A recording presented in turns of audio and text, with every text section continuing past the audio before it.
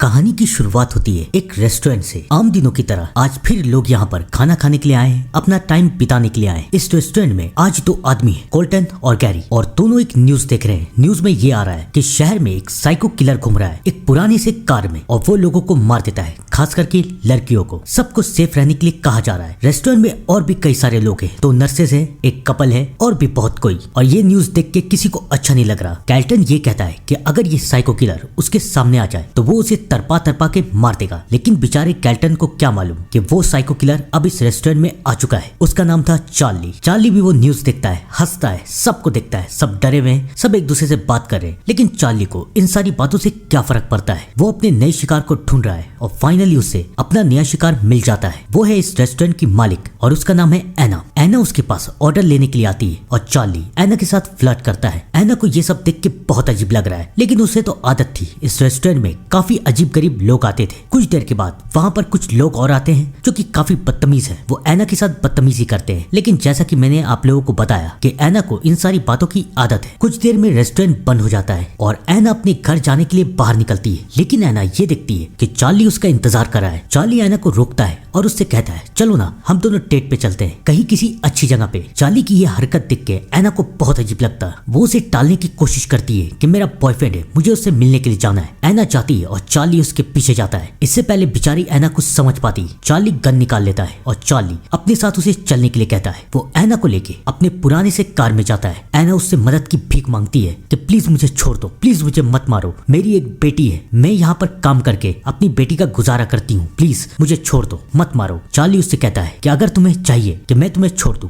तो ये कहो कि तुम मुझसे प्यार करती हो तो मैं तुम्हें जाने दूंगा। मजबूरी में एना को वैसा ही कहना पड़ता है और जैसे ही एना वो कहती है चार्ली उसे मार देता है। चार्ली को ये करके बहुत सुकून मिलता है। लेकिन फिर चार्ली की आंखें खुलती है और चार्ली ये देखता है कि वो फिर से इस होटल में आ चुका है और उसकी आंखों के सामने एना है। लेकिन कैसे? उसने तो अभी एना को मार दिया था। वो बहुत सरप्राइज है। वो सबको देखता है और सब कोई वही सारी बातें कर रहे हैं जैसा कि उसने पहली बार देखा था। उसे बहुत अजीब लगता है। एना फिर से उसके पास आती है, उससे फिर से पूछती है कि क्या मैं आपका ऑर्डर ले सकती हूँ। चार्ली को लगता है कि शायद ये उसके साथ डेजा वू हुआ है, यानी कि आने वाला भविष्य उसे दिख गया है। लेकिन उसे कोई फर्क नहीं पड़ता। वो फिर से वही सब करता है। रेस्टोरेंट फिर से बंद होता है। एना फिर बाहर आती है और चार्ली एना को फिर से अपने साथ लेके जाता है और उसे मार देता है। लेकिन उसके बाद चार्ली की आंखें खुलती है और चार्ली दोबारा उसी होटल में पहुंच जाता है। अब चार्ली को डर लग रहा है। उसे गुस्सा आ रहा है कि ये सब क्या हो रहा है। मैं इसे 2 बार मार चुका हूँ और ये बार बार जिंदा कैसे हो रही है और मैं बार बार यहाँ पर कैसे पहुंच जा रहा हूँ। वो चिल्लाने लगता है कि तुम क्या कर रही हो, तुम मेरे साथ कुछ कर रही हो, तुम बार बार जिंदा कैसे हो रही हो, मैं तो तुम्हें मार दे रहा हूँ। सब कोई वहाँ पर चार्ली को रोकने की कोशिश करते हैं, लेकिन अब चार्ली अपनी गन को बाहर निकाल देता है। सब कोई डर जाते हैं। लेकिन कोल्टन मौके का फायदा उठा के चार्ली को गोली मार देता है और फिर से दोबारा चार्ली की आंख खुलती है और वो फिर दोबारा इसी होटल में पहुंच चुका है। अब उसे गुस्सा आ रहा है। वो बहुत डर चुका है। वो चिल्लाता है, क्या कर रहे हो तुम लोग मेरे साथ, मैं तो अभी मर चुका था, मैं कैसे जिंदा हो गया। अब मुझे यहाँ नहीं रहना, मुझे 1 सेकंड भी यहाँ नहीं रहना। चार्ली वहाँ से भागता है। लेकिन जैसे ही वो रेस्टोरेंट की बाउंड्री से बाहर निकलता है दोबारा उसकी आंख खुलती है और वो दोबारा वहाँ पर आ जाता है। चार्ली को समझ में नहीं आ रहा कि ये क्या हो रहा है। वो बार बार उस होटल से भागने की कोशिश करता है, 1 बार, 2 बार, 3 बार, 4 बार, 10 बार, 15 बार, लेकिन वो उस होटल से निकल नहीं पाता। अब वो थक चुका है। उसे समझ में नहीं आ रहा कि वो क्या करे। तभी वो ये सोचता है कि अगर वो मर नहीं सकता और अगर ये सब फिर दोबारा शुरू होगा तो क्यों ना कुछ मस्ती की जाए। उसके दिल में जो आएगा वो वही करेगा, क्योंकि अब उसे अंजाम की कोई फिक्र नहीं है। याद है ना, उस होटल में एक कपल भी बैठे हुए थे। चार्ली उनके पास जाता है और कहता है कि मुझे मालूम है तुम दोनों की शादी हो चुकी है, लेकिन एक दूसरे के साथ नहीं, और तुम दोनों अपनी पति और पत्नी को धोखा दे रहे हो, और तुम्हें पता है तुम्हारी पत्नी ने मुझे यहाँ भेजा है तुम्हें मारने के लिए। वो आदमी डर जाता है। लेकिन उसके बाद चार्ली हंसने लगता है। अब चार्ली को ये सब करने में बहुत मजा आ रहा है। उसका ध्यान एक नर्स की तरफ जाता है जो कि बाथरूम जा रही है। चार्ली उसके पीछे जाता है और उस नर्स को मार देता है। लेकिन जैसे ही वो वहाँ से बाहर निकल रहा था होटल का स्टाफ उसे देख लेता है। चार्ली उस स्टाफ को अपने साथ बाहर लेके जाता है और उसे भी मार देता है। अब चार्ली आराम से अंदर की तरफ जाता है और उसका ध्यान फिर से कोल्टन और गैरी की तरफ जाता है। वो उनके साथ भी मस्ती कर रहा है, मजाक कर रहा है। उन दोनों को भी समझ में नहीं आ रहा कि ये है कौन। और फिर चार्ली, याद है ना वो कपल, वहाँ जाके उस औरत को मार देता है और फिर उस आदमी आदमी को मारता है और फिर चार्ली के सामने जो आता है, चार्ली सबको मारता जाता है। लेकिन वहाँ पर एक कुक भी था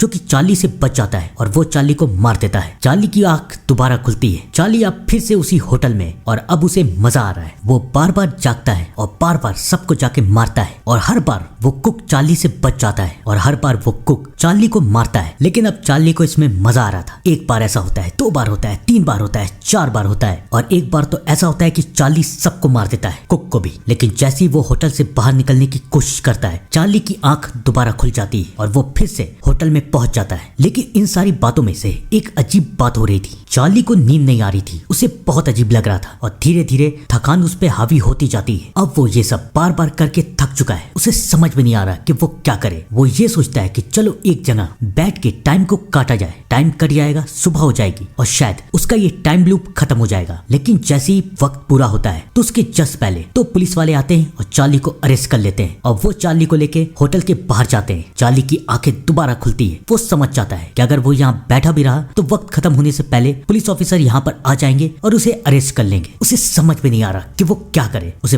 बहुत भूख लगी है और उसे अंडे खाने हैं, लेकिन एना उसे मना कर देती है। चार्ली जो कि पहले से थका हुआ था, गुस्से में था, उसे और गुस्सा आता है। वो उनकी किचन में जाता है और अब उसकी लड़ाई उसी कुक के साथ होती है। बार बार कुक उसे मारता है और हर बार चार्ली जिंदा होता है। अब ये चार्ली की जिद बन चुकी थी कि वो अंडे खा के रहेगा और इसके लिए वो बार बार उस कुक से लड़ता है। हर बार वो कुक जीत जाता है, लेकिन एक बार चार्ली उसे गोली मार देता है। वो अंडे तो खा लेता है, लेकिन दिन तो अभी भी वही है। उसका टाइम लूप तो अभी भी खत्म नहीं हुआ। अब चार्ली ने सब कुछ कर लिया है, वो थक चुका है, उसे समझ में नहीं आ रहा कि वो क्या करे। वहाँ पर एक और आदमी भी है जिसका नाम है डेविड। चार्ली उससे बात करता है, उसे सब कुछ बताता है। डेविड उसे समझाता है कि तुमने हर बार जो कुछ किया है हल्ला करते हुए किया है, एक बार कोशिश करो सबको शांति से मारने की, शायद तुम्हारा टाइम लूप खत्म हो जाए। चार्ली को भी लगता है कि शायद डेविड भी उसी की तरह एक साइको किलर है। वो डेविड की बात मानता है, वो सबके पास जाता है और सबको शांति से मार देता है और आखिरी में सिर्फ वो और एना बचते हैं और चार्ली एना को मार देता है। लेकिन उसका टाइम लूप अभी भी खत्म नहीं हुआ। चार्ली अब थक चुका है, उसे समझ में नहीं आ रहा कि वो क्या करे। तभी उसका ध्यान एक प्रिस्ट की तरफ जाता है। उसने इस पादरी को अभी तक यहाँ पर देखा नहीं था,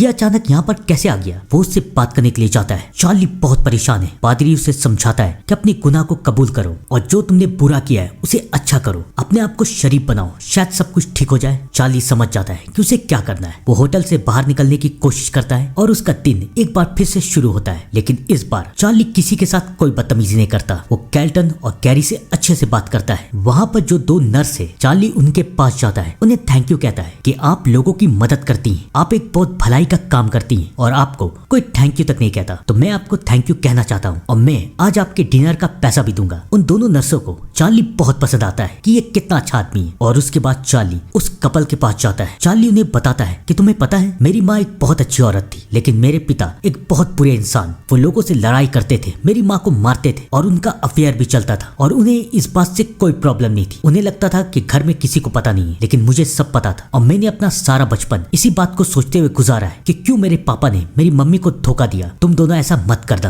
क्योंकि तुम दोनों जो कर रहे हो उसका असर तुम्हारे बच्चों पे भी होगा और तुम्हारे बच्चे भी बड़े होकर एक बुरे इंसान बनेंगे। अभी भी वक्त है, सुधर जाओ। चार्ली उन दोनों को भी अच्छे से समझाता है और उसके बाद वो एना के पास जाता है। एना से भी बहुत अच्छे से, बहुत प्यार से बात करता है और हैरानी की बात तो यह है कि एना भी चार्ली को पसंद करने लगती है। उसे भी चार्ली एक बहुत ही अच्छा इंसान लगता है। एक बार फिर से रेस्टोरेंट बंद होता है। चार्ली बाहर खड़ा है, एना बाहर आती है और इस बार चार्ली एना का रास्ता नहीं रोकता, बल्कि एना खुद चार्ली से बात करने के लिए आती है। उसे चार्ली पसंद आने लगा है और वो चार्ली से कहती है कि क्या हम लोग कार तक साथ में चल सकते हैं। वो दोनों साथ में जाते हैं और अब एना चार्ली से प्यार करने लगी है। वो चार्ली से कहती है चलो ना हम लोग कहीं चलते हैं, वहां जाके डिनर करते हैं, डेट पे जाते हैं। चार्ली को ये सब बहुत अजीब लग रहा है, क्योंकि जब तक वो एक बुरा आदमी था एना उससे दूर भाग रही थी और अब वो एक अच्छा आदमी शायद बन चुका है, तो एना उसके साथ डेट पे जाना चाहती है। चार्ली एना को लेके अपनी कार की तरफ जाता है और फाइनली एना उससे ये कह देती है कि मैं तुमसे प्यार करने लगी हूँ। और यहाँ पर आएगा कहानी का ट्विस्ट और अब चार्ली की आंख एक बार फिर से खुलती है, लेकिन इस बार वो होटल में नहीं है, बल्कि वो एक असाइलम में है और उसके सामने डॉक्टर्स आते हैं और वो डॉक्टर्स और कोई नहीं बल्कि वही पादरी, वही नर्स